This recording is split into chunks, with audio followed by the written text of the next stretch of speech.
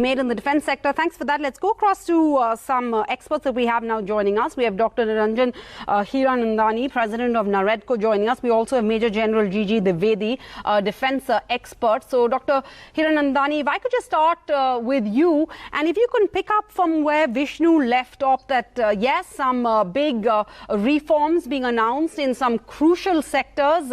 Questions, of course, being raised about what this has to do with the plight of those who are immediately affected by this pandemic and by the over 60-day long lockdown that we've seen that's affected every sector of the economy. Sarah, I agree with you entirely. I think the migrant workers issue should be flagged off, number one. But obviously, that's not what has been stated today, as Vishnu confirmed. It was 2 days ago, but the focus should come back to it. But let me take up, as you asked, to take up from where Vishnu left off. So I'm not going to repeat the importance which he said on defense production and civil aviation. Let's look at the power distribution companies. The cost of power to companies, corporates, industry, take a state of Maharashtra, is extremely high. It has become almost such that most of the companies want to leave the state of Maharashtra and go to other states where there is an open power system purchase possibility for these companies to get established.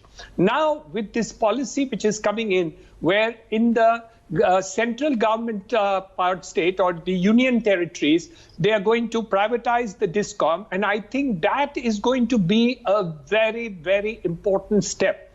Once at the union territories this is done, the states should follow it. And whatever benefit they want to give to sectoral, let's say, for instance, farmers, could be done by a direct money transfer to those farmers and given electricity. This will create an efficiency in the power sector which is unheard of.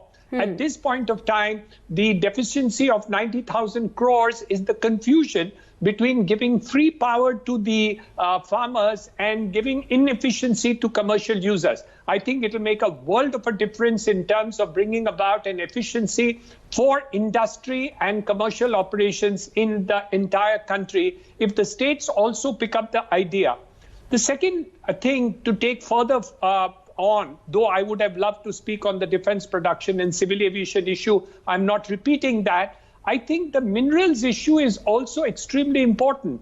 India is got such huge mineral stock, and we are still importing coal. And she said that, and it's a fact. So I think this kind of change, where she will package and gave the good example of aluminium, because India is a leading in aluminium production. I think it's an important example that she gave, but it could be an important factor in terms of mining and the end-to-end production of minerals and aluminium and other factors could take place. I think that's extremely important. So in reality, what has happened today, according to me, is a reform agenda rather than a COVID agenda. But it's a good reform agenda, and I'm very proud that they have used the COVID dates for the purposes of pushing through a reform agenda at this point of time. Nothing wrong with that. But as you said correctly, it doesn't have anything to do with the migrant labor, or it doesn't have anything to do with COVID. But let me tell you, I think I share this thought that it's a very important reform agenda, and a lot of thought has gone into it. So I think it's good. Remember, the direct flights consumes, if you look at aviation alone, you'll be saving 12 to 14% aviation fuel on all the flights put together on a daily basis. This is a huge benefit which is likely to be the outcome of these minor changes which are taking place. And I think it's an important agenda for this country. So plus and minus, I would say, good reform agenda. Somehow I feel 1991, are they trying to replicate some major agenda changes? If you look at the reforms in the last 4 days, huge amount of reform agenda which have been put across in various sectors, MSMEs and agriculture. All these reform agendas really spike of a reform agenda along with the COVID state of affairs, and they've just packaged it together. All right.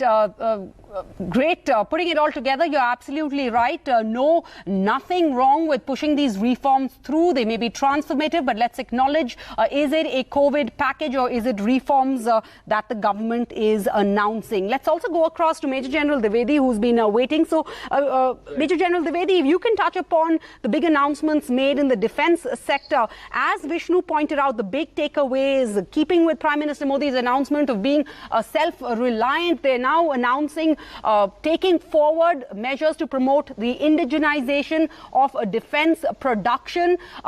Is that a debatable issue? Is everybody on board with this, given the fact that our armed forces who are on our borders, whose life is on the line, need to have the best of the defense equipment that's out there in the world today? And also about raising FDI from 49% to 74%.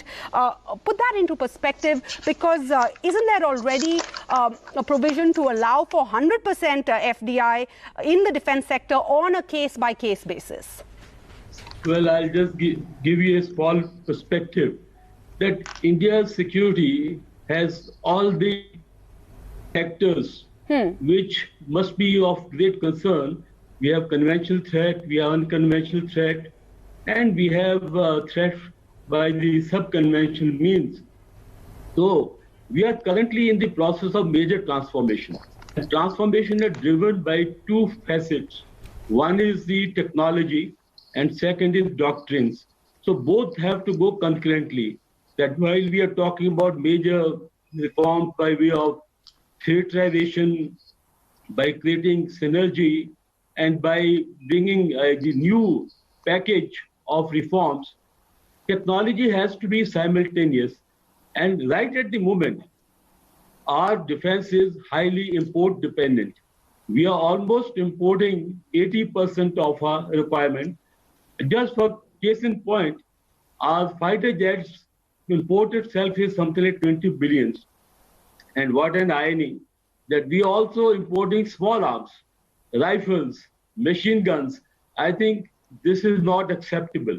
So this increase of FDI to 74% will definitely give a lot of space for our own companies to step in. And secondly, as Vishnu brought out, that we are gradually going to decrease the import dependency through indigenization.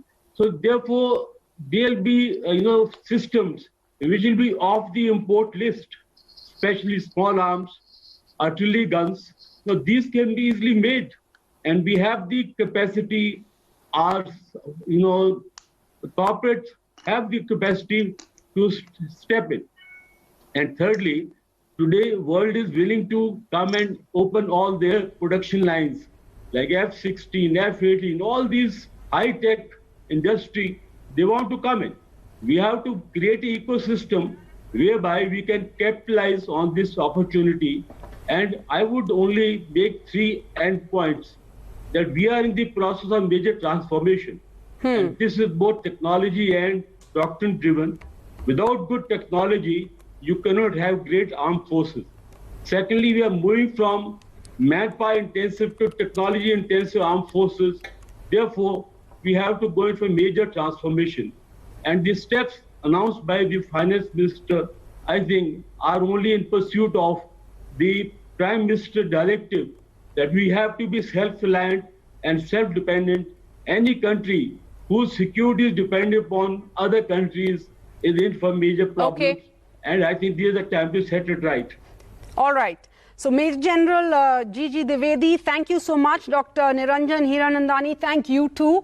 Mr. Dilip Chinoy, I want to just, if you could stay on the line, please. We'll come across to you at 6 o'clock to get your views on the big announcements made today in this 4th consecutive press conference by the Defence Minister. Let's quickly go in for a short break, but we'll bring you more on this and other stories after that. Stay tuned.